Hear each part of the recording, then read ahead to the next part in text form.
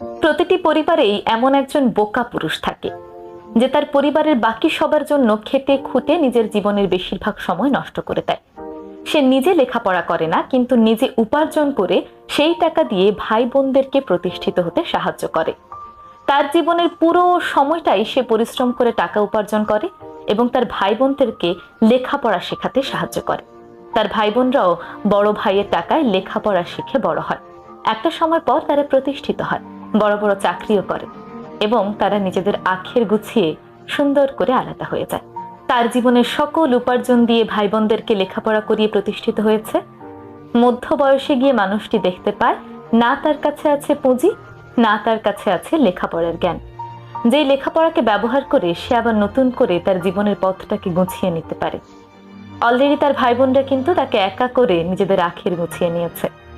এমন পরিস্থিতিতে সেই বোকা পুরুষগুলো